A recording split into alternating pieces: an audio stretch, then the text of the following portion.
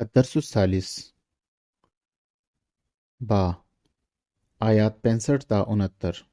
سوال نمبر 1، اللہ تعالیٰ نے مسلمانوں کو جہاد پر ابھارنے کے لیے کیا ترغیب دی؟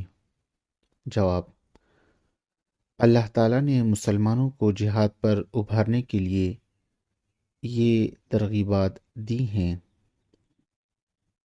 نمبر 1، اللہ تعالیٰ نے مسلمانوں سے فرمایا کہ اگر وہ ثابت قدمی سے لڑتے رہیں اور جنگ سے پیٹھ نہیں پھیریں گے تو اللہ تعالیٰ انہیں 10 گنا کفار پر غالب فرمائے گا۔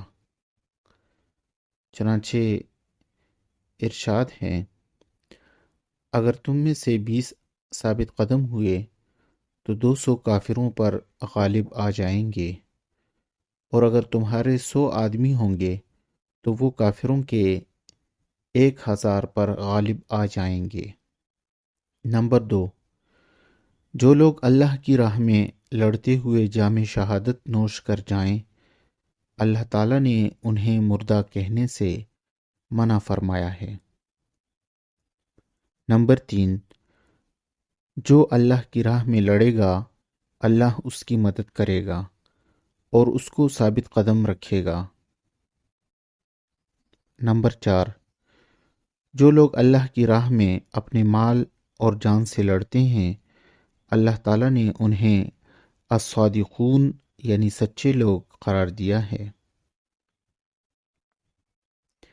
نمبر 5، جو لوگ اللہ کی راہ میں لڑتے ہوئے شہید ہو جاتے ہیں اللہ نے ان سے اپنی رحمت، خوشنودی اور دائمی جنت کا وعدہ کیا ہے، جس میں ان کے لیے طرح طرح کی نعمتیں تیار کر رکھی ہیں۔